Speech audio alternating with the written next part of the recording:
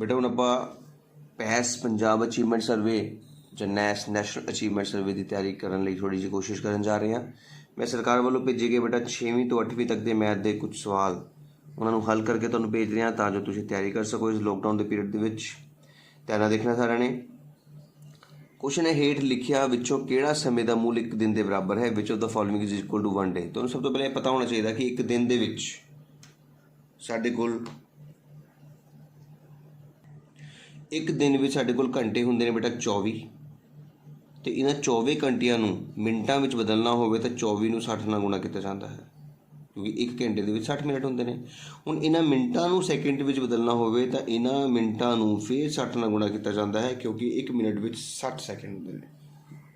तो हुण तुसीं हिसाब नाल देख सकदे हो जे सिर्फ घंटे दे विच लिखना है तो 24 इकल्ला ही आएगा जबकि 12 गुणा 12 घंटे नहीं हो सकते। असीं इहनूं कट दिता है 24 गुणा 60 मिनट बिल्कुल सही है। तुसीं देख सकदे हो मिनट विच जदों असीं बदलदे हां तो 24 गुणा 60 आंसर आंदा है।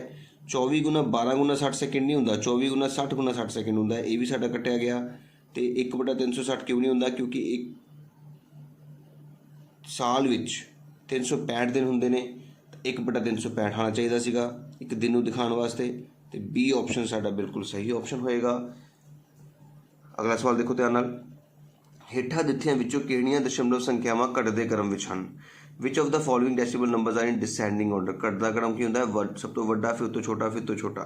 हुण तुसीं देख सकदे हो ये 434 है दशमलव तो बाद ये 494 है ये 345 है ये कल्ला 4 है। कल्ला 4 मतलब भी 400 होंदा है बेटा क्योंकि दशमलव तो बाद 4 है 4 तो बाद 2 जीरो लगाए जा सकते हैं। तो तिन्नां दे विच सब तो वड्डा अखर किहड़ा है 494 ठीक है ना। उस तो बाद 494 तो बाद आ गया तुहाडे कोल 490 फिर 410 फिर 400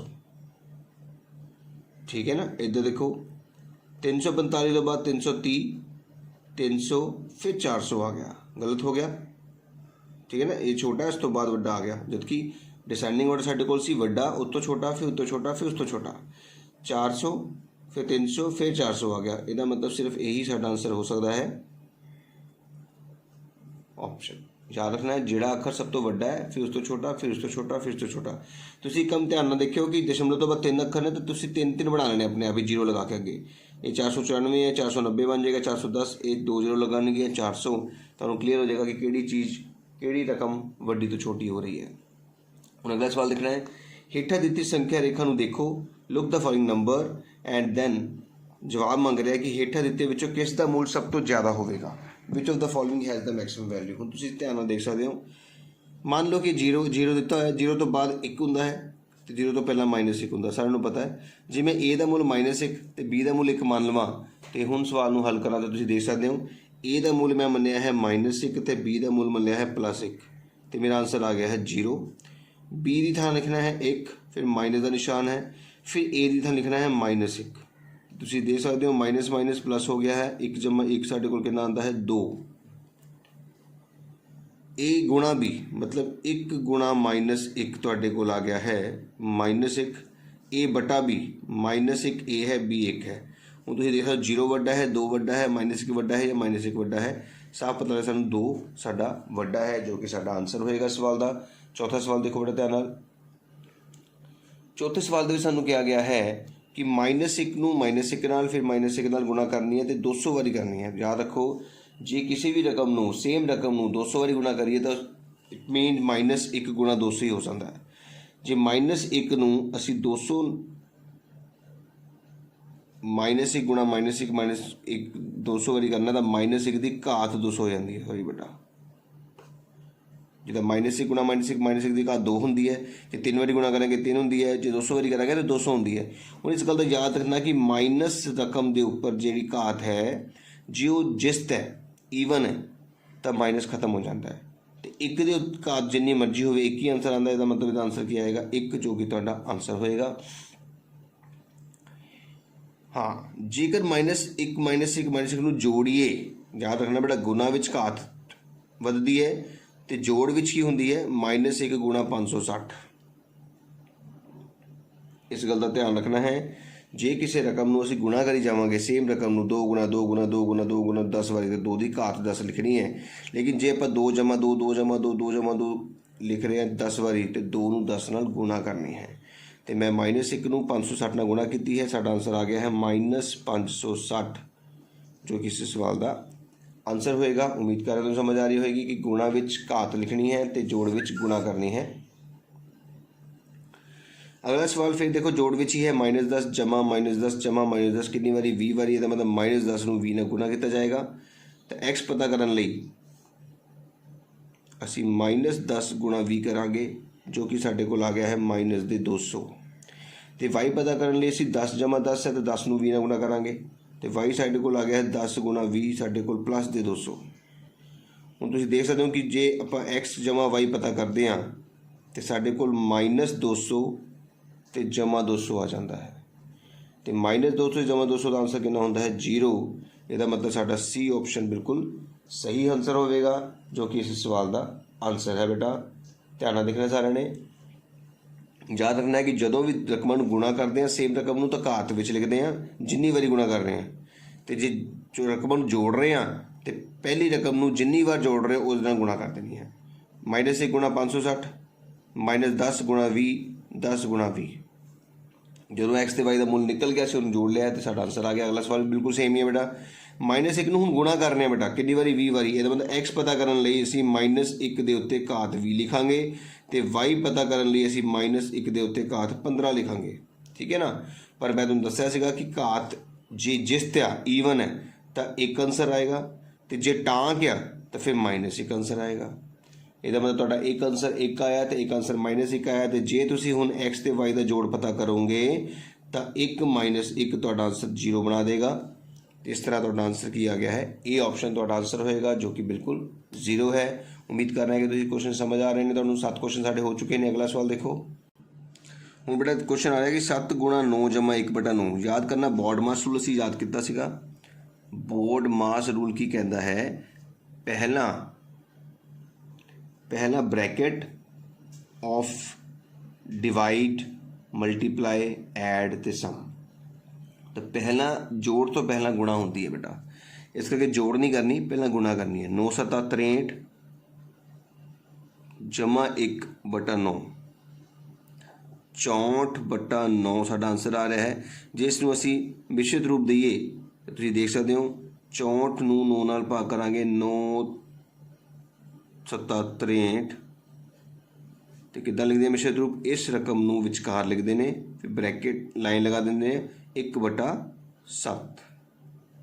तुसीं देख सकते हो तुहाडे कोल मिश्रित रूप ए पार्ट आ गया है। दूजा सवाल देखो, शिफर का उलट क्रम। बेटा शिफर का उलट क्रम 0 होंदा ना, देखो 0 का उलट क्रम कदे भी नहीं होंदा, 0 का उलट क्रम नहीं होंदा। 6/13 ਨੂੰ -7/16 के उलट क्रम नाल गुणा करो। 6/13 ਨੂੰ देखो ध्यान नाल 6/13 ਨੂੰ गुणा करनी है -7/16 का उलट multiply 6/13 by reciprocal of this. उल्टा का मतलब होंदा है कि 16 ਨੂੰ ਉੱਪਰ कर ਦਿਓ तो -7 ਨੂੰ नीचे। ਹੁਣ 16 6 96 13 7 91 तो 96/91 ਤੁਹਾਡਾ आंसर आ गया। ध्यान नाल देखो तुसीं ਇਹ ਤੁਹਾਡਾ आंसर होएगा। ਹੁਣ अगला सवाल है कि एक तलाब ਵਿੱਚ 5 बतखा हैं, उन्होंने विचों 4 उड़ गई हैं। देखो 5 बतखा ਦੇ ਵਿੱਚੋਂ 4 माइनस कर देने उड़ गई ना, एक रह गई ਤੁਹਾਡੇ ਕੋਲ। ਤੇ ਹੁਣ ਪਿੰਨ ਕਿੱਦਾਂ ਪਤਾ ਕਰਦੇ, मैं ਤੁਹਾਨੂੰ ਦੱਸਿਆ ਸੀਗਾ कि पिन पता करनी है बकाया बतखा ਦੀਆਂ। तो जिन्नियां बकाया बतखियां उपर लिखनियां तो टोटल बतखा कितनियां सीगीਆਂ 5। तो इस तरह सानूं 1/5 पिन प्राप्त हुई है। There are 5 ducks in a pond. Out of these 4 ducks fly away. Find the ratio of remaining ducks. Remaining ducks जिस चीज़ की रेशो पता करनी होंगी उसने ऊपर रखना है तो टोटल थले रखना होता है। इस तरह से पिन पता की है जो कि कितनी आ गई है 1/5 आ गई है। अगला सवाल देखो 12वां, जेकर राम ने 9 कुर्सियां खरीदियां तो हर एक कुर्सी का मुल बराबर है। जो मान लो हर एक कुर्सी का मुल x है, हर एक कुर्सी का मुल कितना है x है। तो तुसीं कुर्सियां खरीदियां 9 कुर्सियां, ठीक है ना, 9 चेयर्स खरीद लियां तो फिर 9 कुर्सियां का मुल कितना होएगा दसो। बिल्कुल सही 9 गुणा x।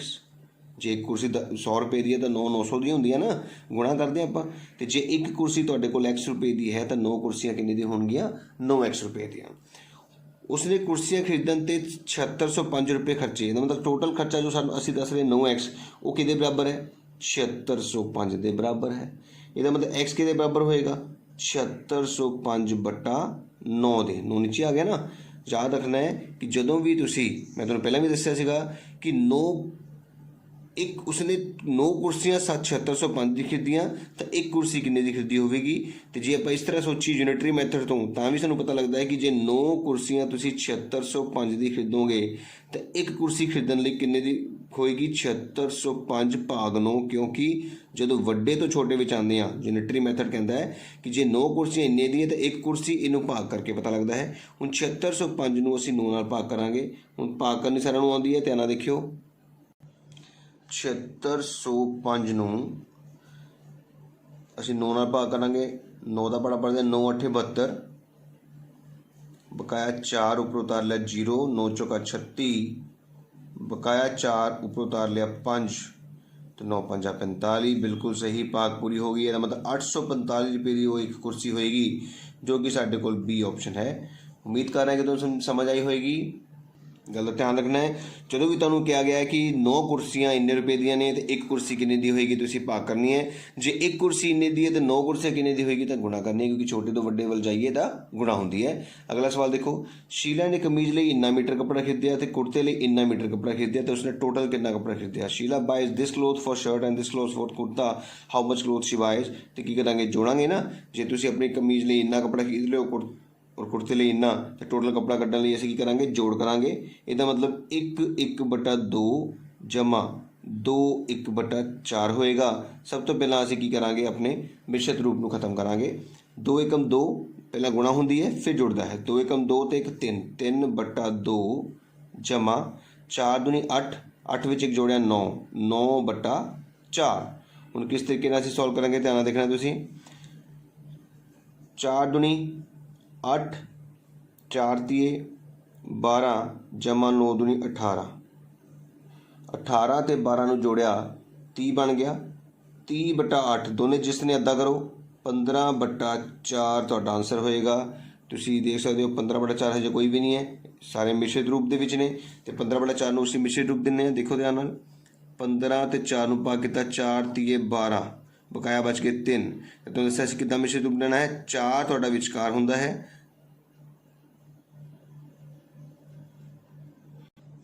मिश्रित रूप बनाते हुए ध्यान रखना, जो उपर आंसर आंदा बेटा वो विचकार आंदा है। फिर 3/4 तो तुहाडा आंसर होएगा। इस तो पहले एक सवाल किया सी, आपां 8वां सवाल ध्यान नाल दोबारा देखियो एक बार बेटा। उस विच भी साडे तो एक थोड़ी गलती हो गई सी कि मिश्रित रूप बनाते वेले, मिश्रित रूप बनाते वेले याद रखियो कि जो उपर आंसर आया है वो आंसर तुहाडा विचकार हुंदा है, तो 1/9। तो साडा आंसर सी होवेगा, ए नहीं होवेगा। ध्यान नाल देखियो, मिश्रित रूप जदों बनाते ने तो जिहड़ा अपना आंसर आंदा भागफल वो विचकार हुंदा है, ठीक है। फिर बाकी बटा 9, 1/9, ठीक है बेटा। हुण वापस आप अपने सवाल दे विच आंदे हां। इस तरह 3/4 साडा आंसर आ चुका है। याद रख लो, शीला ने कमीज लिए इन्ने मीटर ते कुर्ते लिए इन्ने मीटर खरीदिया सीगा, ते असीं टोटल कपड़ा पता करना सीगा, इस करके असीं जोड़ कीती है। अगला सवाल देखो, सरिता ने 2/5 मीटर रिबन खरीदिया तो ललिता ने इन्ना मीटर रिबन खरीदिया। दोवां द्वारा खरीदे गए टोटल रिबन की लंबाई, फिर वही गल आ गई, टोटल मतलब प्लस करना है। 2/5 जमा 3/4 नूं जोड़ांगे, 5 चौका 20, थल्ले वाली रकम आपस में गुणा, 4 दूनी 8 तो 5 तिए 15, 15 ते 8 जोड़े साडे कोल कितने आ गए, 23/20 मीटर साडा आंसर होएगा, जो कि बिल्कुल बी भाग है तुहाडे कोल। 15वां क्वेश्चन देखो बेटा, हेठ लिखिया संख्यावां विचों किहड़ी संख्या वधदे क्रम विच, वधदा मतलब असेंडिंग बेटा, असेंडिंग होंदा छोटे तो वड्डा, उस तो वड्डा, छोटा फिर उस तो वड्डा फिर उस तो वड्डा। देखो 395 तो बाद घट गया, ये नहीं हो सकता। 151 तो बाद वधिया, उस तो बाद घट गया, ये भी नहीं हो सकता। सब तो 560 तो बाद वध गया 568, 568 तो वध गया 570, ये हो सकता है, बिल्कुल सही है।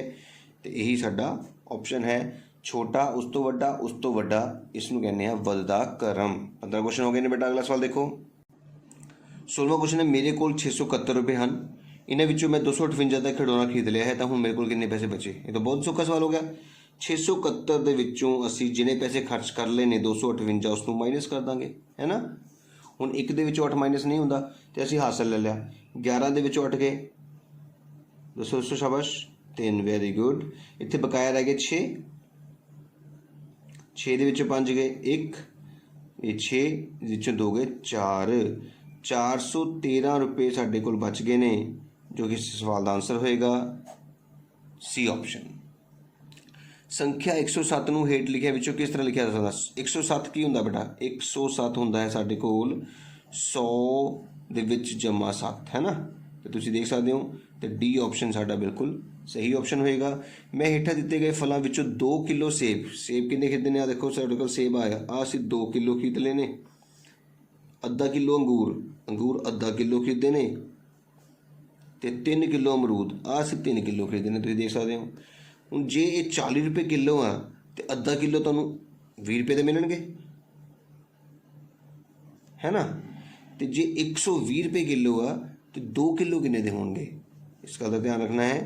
जदों भी जिन्नी अमाउंट खरीदी है क्वांटिटी उसनों अमाउंट नाल गुणा करते हैं। अद्धा किलो अद्धा गुणा 40, 2 किलो 120 गुणा 2, 3 किलो 8 गुणा 3। ਹੁਣ 8 30 ਤਾਂ 24 ਹੁੰਦਾ, ਤੁਹਾਨੂੰ ਪਤਾ ਹੀ ਹੋਏਗਾ। 120 ਨੂੰ 2 ਨਾਲ ਗੁਣਾ ਕਰਕੇ ਦੇਖ ਸਕਦੇ ਆਪਾਂ 240, ਤੇ 2 ਨਾਲ 40 ਨੂੰ ਕੱਟਿਆ ਤਾਂ 20, ਇਸ ਕਰਕੇ ਸਾਡਾ 20 ਰੁਪਏ ਆ ਗਿਆ ਸੀਗਾ। 20 रुपये 240 रुपये ਤੇ 24 रुपये, 240 रुपये 24 रुपये ਤੇ 20 रुपये, ਇਹ ਚੀਜ਼ਾਂ ਅਸੀਂ ਖਰਚੀਆਂ ਨੇ। 4 5 6 7 8 284 रुपये साडा टोटल खर्चा आ गया है, जो कि साडा डी ऑप्शन होएगा। उम्मीद कर रहे हैं बेटा जिन्नी क्वांटिटी देखो, 2 किलो सेब सी, मैं सेब 2 किलो भरिया, अद्धा किलो अंगूर तो अद्धा किलो, 3 किलो अमरूद 3 किलो अमरूद, जिन्ने जिन्ने दे अमरूद सीगे उत्थे गुणा करती, सो 120 ने गुणा करती, इधर 40 ने गुणा करती, तो इधर कट के 20 आंसर आ गया, इधर 220 इधर 24, तो उस जोड़ लिया है। अगला सवाल देखो, 12 सेबां विचों 3 सेब खाण तो बाद 9 सेब बाकी बचे तो किहड़ा कथन सही है? देखो 12 दे विचों 3 सेब खा लए ने ते 9 बकाया बचे ने। देखो 12 दे विचों घटा के 3 सेब खा लेना, जिहड़े खा लए वो खत्म हो गए। 12 - 3 बराबर 9, बिल्कुल सही है। यही साडा इस सवाल का आंसर है। ਹੁਣ देखो बेटा इस क्वेश्चन के कह रहा है, दिते गए चित्र में कुल कितनियां गेंदा हैं, इसका कितना पता लगाया जा सकता है? देखो एक तो तुम सारे गिनोगे 1 2 3 4 5 6 7 8 9 10 11 12 13 14 15 16 17 18 19 20, इस तरह पता लगा सकते हो।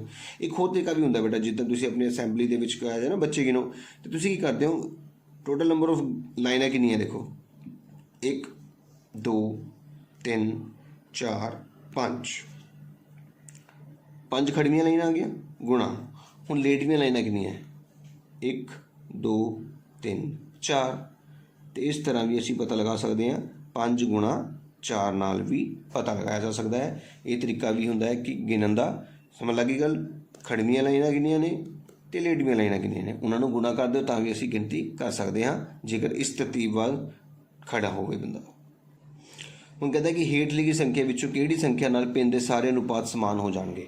हुण देखो 1/2 है, फिर 1 तो 2 बन गया, 3 बन गया, 4 बन गया, 5 बन गया। ध्यान देखो 2 दूनी 4, 1 नूं 2 नाल कीता 2 आ गया, 2 दूनी 4, 3 दूनी 6, 4 दूनी 8, 5 दूनी 10, मतलब ऊपर वाले अखर नूं 2 नाल गुणा करके थल्ले लिखिया जा रहा है।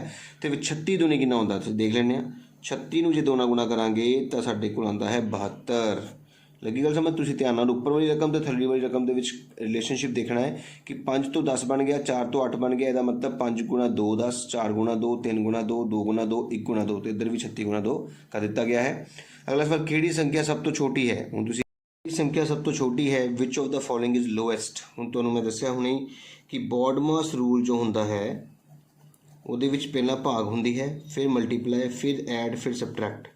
तो सब तो पहला तुसीं देखो तुहाडे कोल भाग होएगी, घटाओ नहीं करनी, सब तो पहला भाग करनी होंदी है, याद रखना है, फिर गुणा करनी होंदी है, फिर जोड़, तो फिर घटाओ। जे किसी रकम के भाग है तो सब तो पहला भाग होएगी, तो 9 तो 3 नूं भाग करके 3 आंदा है, इसका मतलब 12 - 3, तुहाडे कोल 9 आंसर आ गया है पहले भाग का। भाग कीती तो 12 + 3 तुहाडे कोल 15 आ गया है आंसर। भाग कीती 12 गुणा 3 तुहाडे कोल 12 ते 36 आंसर आ चुका है। हुण इहदे विच भाग नहीं है तो भाग तो बाद गुणा होनी है, गुणा करो। 12 - 27, 9 × 27, 12 + 10, 27 - 10, माइनस दे 15 आ गया। हुण दसो किहड़ा आंसर सब तो छोटा है? -15, 9, 15 ते 36 दे विचों -15 साडा सब तो छोटा आंसर होएगा क्योंकि ਉਹਦੇ ਨਾਲ माइनस लगा है। अगला सवाल देखो, एक ज्योमेट्री बॉक्स 135 रुपये की खरीदਣ ਤੋਂ ਬਾਅਦ ਜੇ ਮੇਰੇ ਕੋਲ 240 रुपये ਬਚੇ ਹਨ, 240 रुपये मेरी जेब 'ਚ ਪਏ ਨੇ, 135 मैं दुकानदार ਨੂੰ ਦੇ ਦਿੱਤੇ, ਤੇ ਟੋਟਲ ਮੇਰੇ ਕੋਲ ਕਿੰਨੇ ਸੀਗੇ? 240 रुपये मेरी जेब 'ਚ, 135 मैं दुकानदार ਨੂੰ ਦਿੱਤੇ, ਤਾਂ ਉਸ ਦੁਕਾਨਦਾਰ ਨੂੰ ਦੇਣ ਤੋਂ ਪਹਿਲਾਂ ਮੇਰੇ ਕੋਲ ਪੈਸੇ ਕਿੰਨੇ ਸੀਗੇ? 5,7,375 ਰੁਪਏ ਸੀਗੇ। ਬਹੁਤ ਹੀ ਸੌਖਾ ਸਵਾਲ। ਅਗਲਾ ਸਵਾਲ ਦੇਖੋ, ਇੱਕ ਹਾਲ ਵਿੱਚ ਪਈਆਂ 50 ਕੁਰਸੀਆਂ ਵਿੱਚੋਂ ਜੇ 32 ਕੁਰਸੀਆਂ ਭਰੀਆਂ ਹੋਣ ਤਾਂ 18 ਖਾਲੀ ਹੋਣਗੀਆਂ। ਬਿਲਕੁਲ ਸਹੀ। ਤਾਂ ਇਸ ਨੂੰ ਕਿੱਦਾਂ ਲਿਖਿਆ ਜਾ ਸਕਦਾ ਹੈ? ਦੇਖੋ 50 ਕੁਰਸੀਆਂ ਦੇ ਵਿੱਚੋਂ ਤੁਹਾਡੇ ਕੋਲ 32 ਕੁਰਸੀਆਂ ਭਰ ਚੁੱਕੀਆਂ ਨੇ, 18 ਖਾਲੀ।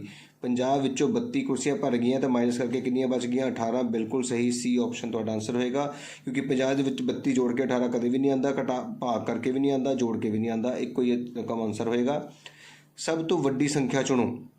ਹੁਣ ਤੁਹਾਨੂੰ ਸਾਰਿਆਂ ਨੂੰ ਦੱਸਿਆ ਹੈ ਕਿ ਮਾਈਨਸ ਵਾਲੀ ਰਕਮਾਂ ਦੇ ਵਿੱਚ 0 ਸਭ ਤੋਂ ਵੱਡਾ ਹੋਏਗਾ, ਕਿਉਂਕਿ 0 ਤੋਂ ਛੋਟੀਆਂ ਹੁੰਦੀਆਂ ਨੇ ਸਾਰੀਆਂ ਮਾਈਨਸ ਦੀ ਸੰਖਿਆਵਾਂ। ਇੱਕ ਟਾਹਣੀ ਤੇ 12 ਪੰਛੀ ਬੈਠੇ ਹਨ। ਜੇ 3 ਚਿੜੀਆਂ, 4 ਕਬੂਤਰ ਤੇ 5 ਤੋਤੇ ਹੋਣ ਤਾਂ ਕਬੂਤਰਾਂ ਦੀ ਭਿੰਨ ਦੱਸਣੀ ਹੈ। ਬੇਟਾ ਕਬੂਤਰਾਂ ਦੀ ਭਿੰਨ, ਜਿਹੜੀ ਕਬੂਤਰ ਦੀ ਭਿੰਨ ਹੈ ਤਾਂ 4 ਉੱਪਰ ਆਊਗਾ ਤੇ ਟੋਟਲ 12 ਪੰਛੀ ਨੀਚੇ ਆਉਣਗੇ, ਤੇ 4/12 ਸਾਡਾ ਇਸ ਸਵਾਲ ਦਾ ਆਂਸਰ ਹੋਏਗਾ। ਮੈਨੂੰ ਦੱਸਿਆ ਜਦੋਂ ਵੀ ਭਿੰਨ ਬਣਾਉਣੀ ਹੁੰਦੀ ਹੈ ਤੇ ਜਿਸ ਚੀਜ਼ ਦੀ ਭਿੰਨ ਬਣਾਉਣੀ ਹੈ ਉੱਪਰ, ਟੋਟਲ ਥੱਲੇ। ਅਗਲਾ ਸਵਾਲ ਹੈ, ਇੱਕ ਆਟੋ ਦੇ 3 ਪਹੀਏ ਹਨ ਅਤੇ ਇੱਕ ਵਾਰ ਦੇ 4 ਪਹੀਏ ਹਨ, ਤੇ 3 ਆਟੋ ਤੇ 2 ਕਾਰਾਂ ਦੇ ਵਿੱਚ ਕਿੰਨੇ ਪਹੀਏ ਹੋਣਗੇ? ਦੇਖੋ ਆਟੋ ਦੇ ਵਿੱਚ 3 ਪਹੀਏ ਤੇ ਕਾਰ ਦੇ ਵਿੱਚ 4 ਪਹੀਏ, ਠੀਕ ਹੈ ਨਾ। ਹੁਣ ਆਟੋ ਕਿੰਨੇ ਨੇ? 3, ਤੈਨੂੰ 3 ਨਾਲ ਗੁਣਾ ਕਰ ਦਿੰਦੇ ਆ, ਤੇ ਕਾਰਾਂ ਕਿੰਨੀਆਂ ਨੇ? 2, ਇਹਨੂੰ 2 ਨਾਲ ਗੁਣਾ ਕਰ ਦਿੰਦੇ ਆ। 3 ਤੀਆਂ 9, 4 ਦੂਣੀ 8, ਤੇ ਟੋਟਲ ਪਹੀਏ ਸਾਡੇ ਕੋਲ 9 ਤੇ ਵਿੱਚ 8 ਜੋੜ ਕੇ ਹੁੰਦੇ ਨੇ 17। ਸੋ ਬੇਟਾ ਕਾਰਾਂ ਵੀ ਸਾਡੇ ਕੋਲ 3 ਨੇ, ਆਟੋ ਵੀ 3 ਨੇ, 4 ਤੀਏ 12, 12 ਦੇ ਵਿੱਚ 9 ਜੋੜੇ ਤਾਂ ਸਾਡੇ ਕੋਲ ਕਿੰਨੇ ਆਉਂਦੇ ਨੇ? 21, ਤੇ ਸਾਡੇ ਕੋਲ 21 ਪਹੀਏ ਹੋਣਗੇ। ਸਮਝ ਲੱਗੀ ਬੇਟਾ? ਆਟੋ 'ਚ 3 ਪਹੀਏ ਤੇ ਆਟੋ ਸਾਡੇ ਕੋਲ 3 ਖੜੇ ਨੇ, ਤੇ 3 ਆਟੋ ਹੋ ਗਏ ਨਾ। ਦੇਖੋ ਇਹ ਪਹਿਲਾ ਆਟੋ, ਇਹ ਦੂਜਾ ਆਟੋ ਤੇ ਇਹ ਤੀਜਾ ਆਟੋ, 3 ਆਟੋ ਹੋ ਗਏ ਨਾ। 1 2 3 4 5 6 7 8 9, 9 ਪਹੀਏ ਆਟੋ ਦੇ ਹੋ ਗਏ। 1 2 3 4 ਇਹ ਪਹਿਲੀ ਕਾਰ, ਦੂਜੀ ਕਾਰ ਦੇ ਪਹੀਏ, ਤੀਜੀ ਕਾਰ ਦੇ ਪਹੀਏ। 1 2 3 4 5 6 7 8 9 10 11 12 ਪਹੀਏ ਕਾਰ ਦੇ ਹੋ ਗਏ। ਇਹਨਾਂ ਨੂੰ ਜੋੜ ਕੀਤਾ ਤਾਂ ਸਾਡੇ ਕੋਲ 21 ਪਹੀਏ ਟੋਟਲ ਆ ਗਏ ਨੇ। ਅਗਲਾ ਸਵਾਲ ਦੇਖੋ, ਹੁਣ ਦੇਖੋ ਤੁਹਾਡਾ ਘਰ ਸਕੂਲ ਤੋਂ 1 ਕਿਲੋਮੀਟਰ ਦੂਰ ਹੈ, ਹਸਪਤਾਲ ਤੋਂ 750 ਮੀਟਰ ਦੂਰ ਹੈ, ਤੇ ਬਾਜ਼ਾਰ ਤੋਂ 1050 ਕਿਲੋਮੀਟਰ ਦੂਰ ਹੈ। ਦੱਸੋ ਤੁਹਾਡੇ ਘਰ ਤੋਂ ਸਭ ਤੋਂ ਦੂਰ ਕੀ ਹੈ? ਦੇਖੋ 1 ਕਿਲੋਮੀਟਰ ਦੇ ਵਿੱਚ 1000 ਮੀਟਰ ਹੁੰਦੇ ਨੇ, ਇਸ ਕਦਾ ਤੁਹਾਨੂੰ ਪਤਾ ਹੈ। ਹੁਣ ਤੁਹਾਡਾ ਸਕੂਲ ਤੋਂ 1000 ਮੀਟਰ, ਹਸਪਤਾਲ ਤੋਂ 750 ਮੀਟਰ, ਬਾਜ਼ਾਰ ਤੋਂ 1050 ਮੀਟਰ, ਇਹਦਾ ਮਤਲਬ ਬਾਜ਼ਾਰ ਜ਼ਿਆਦਾ ਦੂਰ ਹੋਇਆ ਹੈ ਨਾ, ਤੇ ਬਾਜ਼ਾਰ ਸਾਡਾ ਸਭ ਤੋਂ ਜ਼ਿਆਦਾ ਦੂਰ ਹੋ ਗਿਆ ਹੈ। ਹੁਣ ਇਸ ਸਵਾਲ ਨੂੰ ਹੱਲ ਕਰਨਾ, ਧਿਆਨ ਨਾਲ ਦੇਖਿਓ। ਸਾਡੇ ਕੋਲ ਪਹਿਲੀ ਜਿਹੜੀ ਰਕਮ ਹੈ ਉਹ ਹੈ 2/5 ਗੁਣਾ -3/7, ਦੂਜੀ 1/14 ਹੈ, ਤੀਜੀ ਇਹ ਪੂਰੀ ਰਕਮ ਹੈ। ਦੇਖੋ ਇਹਦੇ ਵਿੱਚ ਵੀ 2/5 ਨਹੀਂ ਆ ਰਿਹਾ, 3/7 ਆ ਰਿਹਾ ਹੈ, ਤੇ -3/7 ਗੁਣਾ 3/5। ਹੁਣ ਦੂਜੀ ਰਕਮ ਜਿਹੜੀ ਛੱਡੀ ਸੀ ਉਸ ਨੂੰ ਲਿਖ ਦਿੰਦੇ ਹਾਂ। ਤੁਸੀਂ ਦੇਖੋ ਮੈਂ ਪਹਿਲੀ ਰਕਮ ਤੇ ਤੀਜੀ ਰਕਮ ਨੂੰ ਇਕੱਠੇ ਕਰ ਲਿਆ ਹੈ ਤੇ ਦੂਜੀ ਰਕਮ ਨੂੰ ਸਾਈਡ ਤੇ ਕਰ ਲਿਆ। ਰਕਮ ਦਾ ਸਾਈਨ ਚੇਂਜ ਨਹੀਂ ਹੁੰਦਾ, ਇੱਧਰ ਉੱਧਰ ਹੀ ਕਰਨੀਆਂ ਨੇ। ਹੁਣ ਪਹਿਲੀ ਦੋ ਰਕਮਾਂ ਦੇ ਵਿੱਚ -3/7 ਜਿਹੜੀ ਰਕਮ ਹੈ ਉਹ ਸਾਂਝੀ ਹੈ, ਤੇ ਮਾਈਨਸ ਦੇ 3/7 ਅਸੀਂ ਬਾਹਰ ਕੱਢ ਲਈਏ, ਤੇ ਪਹਿਲੇ ਘਰ ਵਿੱਚ ਕੌਣ ਰਹਿ ਗਿਆ? 2/5 ਰਹਿ ਗਿਆ, ਤੇ ਮਾਈਨਸ ਬਾਹਰ ਨਿਕਲ ਚੁੱਕਾ, ਇਸ ਕਰਕੇ ਇੱਥੇ ਪਲੱਸ ਆ ਗਿਆ ਹੈ। ਦੂਜੇ ਘਰ ਵਿੱਚ ਵੀ 3/5 ਰਹਿ ਗਿਆ ਹੈ, -1/14। ਹੁਣ 5 ਸੇਮ ਨੇ, ਤੇ -3/7, 5 ਲਘੁੱਤਮ 5 ਸੇਮ ਹੈ ਤਾਂ 5 ਆ ਗਿਆ, 2 + 3 -1/14 ਆ ਗਿਆ ਹੈ, ਠੀਕ ਹੈ ਨਾ। ਹੁਣ ਤੁਸੀਂ ਧਿਆਨ ਨਾਲ ਦੇਖਣਾ ਹੈ, -3/7 5/5 ਹੁੰਦਾ ਹੈ 1, ਫਿਰ ਵੀ ਲਿਖ ਕੇ ਦਿਖਾ ਦਿੰਦੇ ਹਾਂ, -1/14, ਤੇ ਤੁਹਾਡੇ ਕੋਲ ਕੀ ਆ ਗਿਆ ਹੈ? -3/7 -1/14। ਹੁਣ 7 ਹੈ, ਇੱਧਰ 14 ਹੈ, ਇਹਨੂੰ 2 ਨਾਲ ਗੁਣਾ ਕਰੀਏ, 7 ਦੂਣੀ 14, 3 ਦੂਣੀ 6, ਤੇ ਤੁਹਾਡੇ ਕੋਲ ਕੀ ਆ ਗਿਆ ਹੈ? 14 -6 ਤੇ -1 ਜੋ ਹੁੰਦਾ ਹੈ -7/14। ਜੇ ਇਸ ਨੂੰ ਅਸੀਂ ਕੱਟੀਏ ਤਾਂ 7 × 7 7 ਦੂਣੀ 14, -1/2 ਸਾਡਾ ਇਸ ਸਵਾਲ ਦਾ ਆਨਸਰ ਹੋਏਗਾ। ਬੇਟਾ ਸਿੰਪਲ ਸਵਾਲ ਸੌਖੇ ਤਰੀਕੇ ਨਾਲ ਹੱਲ ਕਰਨਾ ਹੁੰਦਾ ਹੈ। ਕਿਵੇਂ ਕਰਨਾ ਹੈ ਕਿ ਤੁਸੀਂ ਇਹ ਦੇਖਣਾ ਹੈ ਕਿ ਤੁਹਾਡੇ ਕੋਲ 3 ਫੈਮਿਲੀਜ਼ ਨੇ, ਪਹਿਲਾ, ਦੂਜੀ ਤੇ ਤੀਜੀ। ਇਸ ਫੈਮਿਲੀ ਵਿੱਚ 2 ਮੈਂਬਰ ਨੇ, ਇਸ ਫੈਮਿਲੀ ਵਿੱਚ ਇੱਕੋ ਹੀ ਮੈਂਬਰ ਹੈ, ਇਸ ਫੈਮਿਲੀ ਵਿੱਚ 2 ਮੈਂਬਰ ਨੇ। ਗੁਣਾ ਦਾ ਮਤਲਬ ਹੁੰਦਾ ਇੱਕੋ ਹੀ ਫੈਮਿਲੀ। ਤੇ ਕਿਹੜੀ ਫੈਮਿਲੀ ਦੇ ਵਿੱਚ ਸਾਂਝਾ ਮੈਂਬਰ ਹੈ? ਪਹਿਲੀ ਤੇ ਤੀਜੀ ਫੈਮਿਲੀ ਦੇ ਵਿੱਚ 3/7 ਸਾਂਝਾ ਮੈਂਬਰ ਸੀਗਾ, ਇਸ ਕਰਕੇ ਪਹਿਲੀ ਤੇ ਤੀਜੀ ਨੂੰ ਇਕੱਠੇ ਕਰਕੇ ਲਿਖਿਆ ਤੇ ਵਿਚਕਾਰਲੀ ਫੈਮਿਲੀ ਨੂੰ ਸਾਈਡ ਤੇ ਕਰਤਾ। ਹੁਣ ਜਿਹੜਾ ਸਾਂਝਾ ਮੈਂਬਰ ਸੀ ਉਹਨੂੰ ਬਾਹਰ ਕਾਮਨ ਕੱਢ ਕੇ ਸਾਡੇ ਕੋਲ ਇਸ ਫੈਮਿਲੀ ਦਾ ਮੈਂਬਰ ਬਚ ਗਿਆ 2/5, ਇਸ ਫੈਮਿਲੀ ਦਾ ਮੈਂਬਰ ਬਚ ਗਿਆ 3/5, ਮਾਈਨਸ ਅਸੀਂ ਬਾਹਰ ਬੁਲਾ ਲਿਆ ਸੀਗਾ, ਇਸ ਕਰਕੇ ਉਸ ਥਾਂ ਪਲੱਸ ਆਇਆ ਹੈ। ਹੁਣ 5 ਥੱਲੇ ਬਰਾਬਰ ਸੀਗੇ, ਇਸ ਕਰਕੇ 5 ਲਿਖ ਕੇ 2 + 3 ਕੀਤਾ, 5/5 ਆ ਗਿਆ ਜੋ ਕਿ ਕੱਟਿਆ ਗਿਆ। -3/7 -1/14 ਬਚ ਗਿਆ ਹੈ। ਥੱਲੇ ਸੇਮ ਬਣਾਉਣ ਲਈ 14 ਸੀਗਾ, 7 ਦੂਣੀ 14 ਹੁੰਦਾ, ਇਸ ਕਰਕੇ 2 ਨਾਲ ਥੱਲੇ ਵੀ ਗੁਣਾ ਕੀਤੀ ਗਈ, 2 ਨਾਲ ਉੱਪਰ ਵੀ ਗੁਣਾ ਕੀਤੀ ਗਈ, ਉਹ ਬਣ ਗਿਆ 6, ਇਹ ਬਣ ਗਿਆ 14, 14 ਸੇਮ ਹੋ ਗਿਆ, ਇਸ ਕਰਕੇ 14 ਲਿਖ ਕੇ -6 -1 ਕੀਤਾ ਗਿਆ, ਉਹ 7 ਆ ਗਿਆ, ਕੱਟ ਕੇ 1/2 ਸਾਡਾ ਆਂਸਰ ਆ ਗਿਆ। ਇਸ ਤਰ੍ਹਾਂ ਅਸੀਂ ਇਸ ਸਵਾਲ ਨੂੰ ਕੰਪਲੀਟ ਕਰ ਲਿਆ ਹੈ। ਹੁਣ ਅਗਲਾ ਸਵਾਲ ਦੇਖੋ ਬੇਟਾ, ਅਗਲੇ ਸਵਾਲ ਦੇ ਵਿੱਚ ਸਾਡੇ ਕੋਲ ਸਿਰਫ 2 ਹੀ ਫੈਮਿਲੀਜ਼ ਨੇ ਤੇ ਦੋਨਾਂ ਦੇ ਵਿੱਚ 2/3 ਸਾਂਝਾ ਹੈ ਤੇ ਅਸੀਂ 2/3 ਸਾਂਝਾ ਬਾਹਰ ਕੱਢ ਲਿਆ ਹੈ। ਸਾਡੇ ਕੋਲ ਇਸ ਫੈਮਿਲੀ ਦੇ ਵਿੱਚ ਮੈਂਬਰ 1/5 ਬਚ ਗਿਆ ਹੈ ਤੇ ਉਸ ਫੈਮਿਲੀ ਵਿੱਚ 4/5 ਬਚ ਗਿਆ ਹੈ। ਹੁਣ ਤੁਸੀਂ ਦੇਖ ਸਕਦੇ ਹੋ ਕਿ 2/3 ਬ੍ਰੈਕਟ ਵਿੱਚ 5, 1 ਤੇ 4 ਦਾ ਜੋੜ ਕਿੰਨਾ ਹੋ ਗਿਆ? ਉਹ ਵੀ 5 ਹੋ ਗਿਆ। ਇਹਦਾ ਮਤਲਬ 2/3 ਗੁਣਾ 5/5 ਬਚ ਗਿਆ ਹੈ, ਜੋ ਕਿ ਕੱਟ ਕੇ 2/3 ਹੀ ਆਂਸਰ ਆ ਜਾਏਗਾ ਤੇ ਇਸ ਤਰ੍ਹਾਂ ਸਾਡਾ ਪਹਿਲਾ ਹੀ ਆਪਸ਼ਨ ਸਾਡਾ ਆਂਸਰ ਹੋਏਗਾ। ਅਗਲਾ ਸਵਾਲ ਦੇਖਣਾ ਬੇਟਾ ਸਾਰਿਆਂ ਨੇ। ਹੁਣ ਇਸ ਸਵਾਲ ਦੇ ਵਿੱਚ ਵੀ ਫਿਰ ਸਾਡੇ ਕੋਲ 2 ਫੈਮਿਲੀਜ਼ ਨੇ, ਦੇਖੋ 1 ਤੇ 1 2, ਤੇ ਦੋਨੋਂ ਫੈਮਿਲੀਜ਼ ਦੇ ਵਿੱਚ 4/5 ਸਾਂਝਾ ਹੈ, ਅਸੀਂ 4/5 ਨੂੰ ਬਾਹਰ ਕੱਢ ਲਿਆ ਹੈ। ਇਸ ਫੈਮਿਲੀ ਦੇ ਵਿੱਚ ਬਚ ਗਿਆ 3/7 ਤੇ ਉਸ ਫੈਮਿਲੀ ਦੇ ਵਿੱਚ ਬਚ ਗਿਆ ਮਾਈਨਸ ਤੇ 1/7। ਹੁਣ ਫਿਰ ਤੁਸੀਂ ਦੇਖ ਸਕਦੇ ਹੋ ਕਿ 4/5 ਤੋਂ ਬਾਅਦ ਬ੍ਰੈਕਟ ਦੇ ਵਿੱਚ 7 ਦੋਨਾਂ ਵਿੱਚ ਸਾਂਝਾ ਹੈ, ਹਰ 3 - 1 ਕਿੰਨੇ ਹੁੰਦੇ ਨੇ? 2। ਇਹਦਾ ਮਤਲਬ 4/5 ਗੁਣਾ 2/7, 4 ਦੂਣੀ 8, 7 ਪੰਜਾ 35 ਤੇ 8/35 ਸਾਡਾ ਇਸ ਸਵਾਲ ਦਾ ਆਂਸਰ ਆ ਗਿਆ ਹੈ। ਅਗਲਾ ਸਵਾਲ ਦੇਖਣਾ ਬੜਾ ਧਿਆਨ ਨਾਲ ਤੁਸੀਂ। 3/5 ਗੁਣਾ -2/6 ਹੈ। ਤੁਸੀਂ ਗੁਣਾ ਦਾ ਨਿਸ਼ਾਨ ਦੇਖ ਰਹੇ ਹੋ, ਗੁਣਾ ਦਾ ਨਿਸ਼ਾਨ ਦਾ ਮਤਲਬ ਤੁਸੀਂ ਕਟਿੰਗ ਵੀ ਕਰ ਸਕਦੇ ਹੋ। ਤੇ ਹੁਣ ਕਿਸ ਤਰੀਕੇ ਨਾਲ ਕਟਿੰਗ ਕਰਨੀ ਹੈ ਧਿਆਨ ਨਾਲ ਦੇਖਣਾ ਹੈ। ਸਭ ਤੋਂ ਪਹਿਲਾਂ 2 ਏਕਮ 2, 2 ਤੀਆ 6, ਇੱਕੋ ਹੀ ਪਹਾੜਾ ਪੜਨਾ ਹੈ, 2 ਦਾ ਪਹਾੜਾ ਜਿਸ ਤੇ ਉੱਪਰਲਾ ਅੱਖਰ ਵੀ ਆਵੇ ਤੇ ਥੱਲੜਾ ਅੱਖਰ ਵੀ ਆਵੇ। 2 ਏਕਮ 2, 2 ਤੀਆ 6। ਉਸ ਤੋਂ ਬਾਅਦ 3 ਏਕਮ 3, 3 ਏਕਮ 3 ਕੱਟਿਆ ਗਿਆ ਨਾ, ਤੇ ਸਾਡੇ ਕੋਲ ਕੀ ਬਚ ਗਿਆ ਹੈ? -1 ਉੱਪਰ ਬਚ ਗਿਆ ਹੈ, 5 ਥੱਲੇ ਬਚ ਗਿਆ, ਤਾਂ ਤੁਸੀਂ ਦੇਖ ਸਕਦੇ ਹੋ ਕਿ ਸਾਡਾ ਆਂਸਰ -1/5 ਹੋਵੇਗਾ। ਅਗਲਾ ਸਵਾਲ ਦੇਖੋ ਬੇਟਾ, 2/5 ਦਾ ਗੁਣਾਤਮਕ ਉਲਟ, ਮਲਟੀਪਲੀਕੇਟਿਵ ਇਨਵਰਸ। ਸਾਰਿਆਂ ਨੂੰ ਪਤਾ ਹੈ ਕਿ ਮਲਟੀਪਲੀਕੇਟਿਵ ਇਨਵਰਸ ਦਾ ਮਤਲਬ ਹੁੰਦਾ ਉਲਟਾ ਕਰਨਾ, ਹਰ ਨੂੰ ਉੱਪਰ ਤੇ ਅੰਸ਼ ਨੂੰ ਥੱਲੇ। 5 ਉੱਪਰ ਆ ਜਾਏਗਾ, 2 ਥੱਲੇ, 5 ਉੱਪਰ ਤੇ 2 ਥੱਲੇ ਸਾਡਾ ਗੁਣਾਤਮਕ ਉਲਟ ਆ ਚੁੱਕਾ ਹੈ। -3/7 ਦਾ 7 ਉੱਪਰ 3 ਥੱਲੇ, 7 ਉੱਪਰ 3 ਥੱਲੇ, ਪਰ ਸਾਡੇ ਕੋਲ ਮਾਈਨਸ ਦਾ ਨਿਸ਼ਾਨ ਸੀਗਾ, ਇਸ ਕਰਕੇ ਇਹ ਵਾਲਾ ਆਂਸਰ ਆਏਗਾ। ਜੇ x ਇੱਕ ਪਰਿਮੇਯ ਸੰਖਿਆ ਹੋਵੇ ਤਾਂ x ਵਿੱਚ 0 ਜੋੜ ਕੇ ਕੀ ਮਿਲਦਾ ਹੈ? ਮੈਂ ਤੁਹਾਨੂੰ ਦੱਸਿਆ ਕਿਸੇ ਵਿੱਚ ਵੀ 0 ਜੋੜੋ ਕੋਈ ਫਰਕ ਨਹੀਂ ਪੈਂਦਾ, ਰਕਮ ਉਹੀ ਰਹਿ ਜਾਂਦੀ ਹੈ, ਮਤਲਬ x ਹੀ ਰਹੇਗਾ। C ਸਾਡੇ ਇਸ ਸਵਾਲ ਦਾ ਆਂਸਰ ਹੋਏਗਾ। If x is a rational number then x + 0 ਕੀ ਹੋਵੇਗਾ? ਗੁਣਾਤਮਕ ਉਲਟ ਕਰਨਾ ਸੀਗਾ ਬੇਟਾ ਇੱਥੇ। ਗੁਣਾਤਮਕ ਉਲਟ ਦਾ ਮਤਲਬ ਹੁੰਦਾ ਹੈ ਮਲਟੀਪਲੀਕੇਟਿਵ ਇਨਵਰਸ।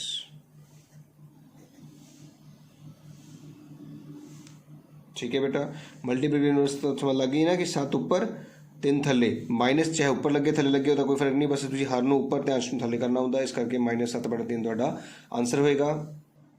ਹੁਣ ਅਗਲਾ ਸਵਾਲ ਹੈ ਬੇਟਾ ਕਿ 8/21 ਨੂੰ ਕਿਸ ਪਰਿਮੇਯ ਸੰਖਿਆ ਨਾਲ ਗੁਣਾ ਕਰੀਏ ਕਿ ਗੁਣਨਫਲ 1 ਆ ਜਾਵੇ। Find a rational number which when multiplied by 8/21 we get 1। ਯਾਦ ਰੱਖੋ ਕਿਸੇ ਵੀ ਸੰਖਿਆ ਨੂੰ ਉਸ ਦੇ ਉਲਟ ਕਰਮ ਨਾਲ ਹੀ ਗੁਣਾ ਕਰਨ 'ਤੇ 1 ਮਿਲਦਾ ਹੈ। ਮਤਲਬ ਮਲਟੀਪਲੀਕੇਟਿਵ ਇਨਵਰਸ ਜਾਂ ਗੁਣਾਤਮਕ ਉਲਟ ਦੀ ਇਹੀ ਡੈਫੀਨੇਸ਼ਨ ਹੁੰਦੀ ਹੈ ਕਿ ਗੁਣਾਤਮਕ ਉਲਟ ਦਾ ਮਤਲਬ ਹੀ ਹੁੰਦਾ ਹੈ ਕਿ ਕਿਸੇ ਰਕਮ ਨੂੰ ਕਿਸ ਰਕਮ ਨਾਲ ਗੁਣਾ ਕਰੀਏ ਕਿ 1 ਆ ਜਾਏ। ਇਹਦਾ ਮਤਲਬ 8/21 ਨੂੰ ਅਸੀਂ ਉਸੇ ਦੇ ਉਲਟ ਨਾਲ ਮਤਲਬ 21/8 ਨਾਲ ਗੁਣਾ ਕਰਾਂਗੇ ਤਾਂ ਹੀ ਉਹ ਤਾਂ 1 ਆਊਗਾ ਨਾ।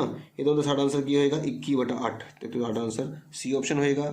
2/5 ਵਿੱਚ ਕਿਹੜੀ ਪਰਿਮੇਯ ਸੰਖਿਆ ਜੋੜੀ ਜਾਵੇ ਕਿ ਜੋੜਫਲ 0 ਆਵੇ? ਇਹ ਸਾਡਾ ਜੋੜਾਤਮਕ ਉਲਟ ਦੀ ਡੈਫੀਨੇਸ਼ਨ ਹੈ। ਜੋੜਾਤਮਕ ਉਲਟ ਕਹਿੰਦਾ ਹੈ ਕਿ ਇੱਕ ਕਿਸੇ ਸੰਖਿਆ ਦੇ ਵਿੱਚ ਕੀ ਜੋੜੀਏ ਕਿ ਉਹ 0 ਆ ਜਾਏ।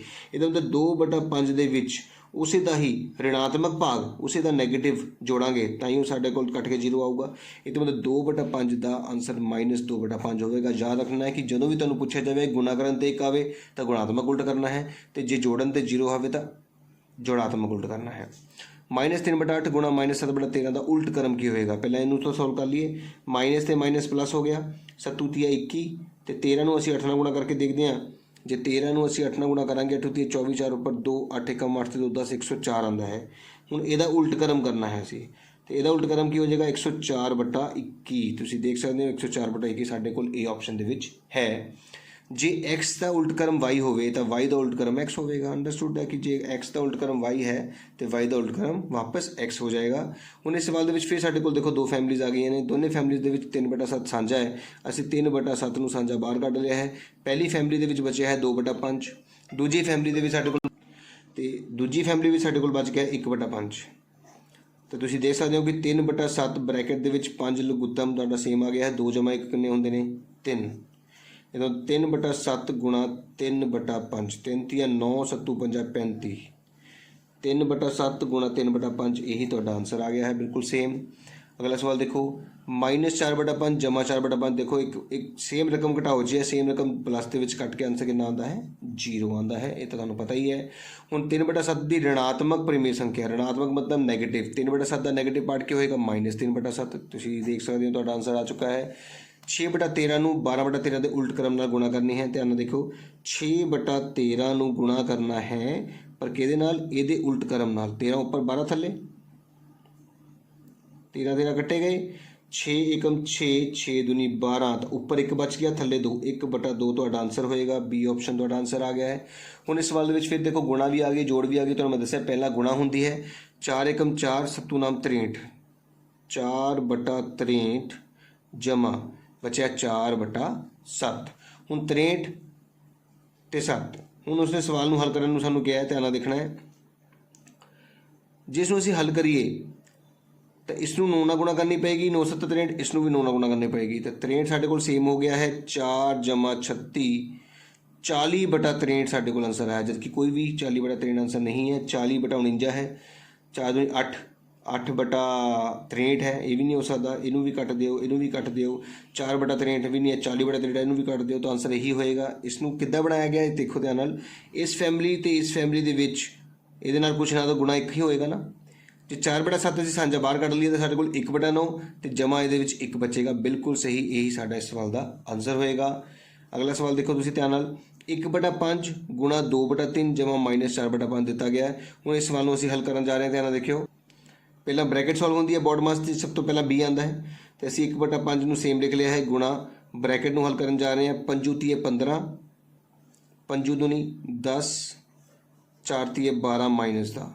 ਇਹਦਾ ਮਤਲਬ ਸਾਡੇ ਕੋਲ ਆਂਸਰ ਆਉਣਾ ਚਾਹੀਦਾ ਹੈ 1/5 ਗੁਣਾ 10 - 12, ਵੱਡੀ ਰਕਮ ਮਾਈਨਸ ਦੀ ਹੈ, ਤੇ -2/15। ਦੇਖੋ ਧਿਆਨ ਨਾਲ, ਡੀ ਆਪਸ਼ਨ ਤੁਹਾਡਾ ਬਿਲਕੁਲ ਸਹੀ ਮੈਚ ਕਰ ਰਿਹਾ, ਜੋ ਕਿ ਤੁਹਾਡਾ ਆਂਸਰ ਹੋਏਗਾ। ਅਗਲਾ ਸਵਾਲ ਦੇਖੋ, 46/2 ਗੁਣਾ 1/3।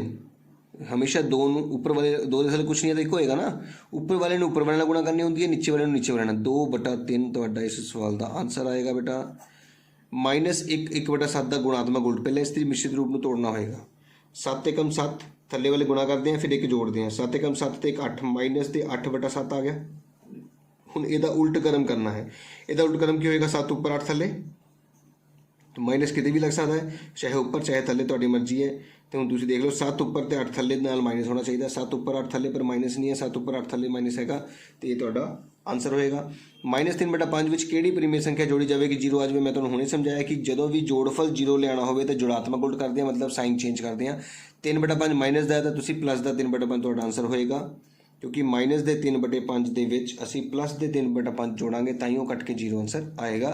अगला सवाल देखो बेटा, फिर तुहाडे कोल 2 फैमिलीज़ आ चुकी हैं। दोनों फैमिलीज़ ਦੇ ਵਿੱਚ ਸਾਡੇ ਕੋਲ 2/7 ਸਾਂਝਾ ਹੈ, ਸਾਂਝਾ ਬਾਹਰ ਕੱਢ ਲਿਆ ਹੈ। ਤੁਹਾਡੇ ਕੋਲ ਬਚ ਗਿਆ ਹੈ 2/5 ਜਮਾ 3/5। ਹੁਣ 2/5 ਤੇ 3/5 ਨੂੰ ਹੱਲ ਕਰਨ ਜਾ ਰਹੇ ਹਾਂ। ਧਿਆਨ ਨਾਲ ਦੇਖਿਓ, 5 ਤੁਹਾਡਾ ਲਘੁੱਤਮ ਸੇਮ ਆ ਗਿਆ ਹੈ, ਉੱਪਰ 2 ਜਮਾ 3 ਉਹ ਕੀ ਹੋ ਗਿਆ ਹੈ। ਫਿਰ ਦੇਖੋ 2/7 ਗੁਣਾ 5/5, ਇਹ ਤਾਂ ਕੱਟੇ ਗਏ। ਇਹਦੇ ਮਤਲਬ ਤੁਹਾਡੇ ਕੋਲ ਸਿਰਫ 2/7 ਹੀ ਵਾਪਸ ਬਚ ਗਿਆ ਹੈ, ਜੋ ਕਿ ਤੁਹਾਡਾ ਇਸ ਸਵਾਲ ਦਾ ਆਂਸਰ ਹੋਏਗਾ। ਅਗਲੇ ਸਵਾਲ ਦੇ ਵਿੱਚ ਦੇਖੋ ਬੇਟਾ 4/7 ਜਮਾ 4/7, ਫਿਰ 4/7 ਜਮਾ 4/7 ਹੈ। ਹੁਣ ਇਸ ਨੂੰ ਕਿੱਦਾਂ ਹੱਲ ਕਰਾਂਗੇ? ਧਿਆਨ ਨਾਲ ਦੇਖੋ, 7 ਸੇਮ ਹੈ ਤੇ ਉੱਪਰ 4 ਜਮਾ 4 ਆ ਗਿਆ ਹੈ, ਫਿਰ 7 ਸੇਮ ਹੈ, ਉੱਪਰ 4 ਜਮਾ 4 ਆ ਗਿਆ ਹੈ। ਤੇ ਇਸ ਨੂੰ ਦੇਖੀਏ ਤਾਂ 8/7 ਜਮਾ 8/7 ਆ ਚੁੱਕਾ ਹੈ। ਹੁਣ ਫਿਰ 7 ਸੇਮ ਹੈ, ਦੇਖੋ ठीक है ना, तो फिर ऊपर 8 जमा 8 आ जाएगा, तो तुहाडे कोल 16/7 इस सवाल का आंसर आएगा। बेटा ध्यान रखना कि जो हर सेम होंदा उसनूं एक बार लिख के उपर रकम जोड़ देने आ। इधर भी इदां ही किया, फिर 8/7 8/7 का फिर हर सेम सीगा, उन्होंने एक बार लिख के उपर रकम उन्होंने जोड़िया है। इस तरह साडा आंसर मिल चुका है। अगला सवाल देखो, इन्हों जोड़ना है बेटा, किनू किनू -8/19 दे विच -4/57 जोड़ना है। हुण तुसीं देखो हर एक 19 एक 57 19 ते पाड़े ते 57 आंदा 3 ते 19 30 57 तो 3 नाल उपर भी गुणा करांगे। हुण 57 साडे कोल सेम हो चुका है थल्ले हर विच 8 30 24 माइनस का तो 4 भी माइनस का है माइनस माइनस प्लस होंगे ने तो -28/57 इस सवाल का आंसर होएगा जो कि बी ऑप्शन है। गुणा करनी है बेटा 13 एकम 13 13 दूनी 26 तो साढ़े को आ गया है -16 तो थले -3 माइनस माइनस भी कट्टे गए 16/3 तो इस सवाल का आंसर होएगा।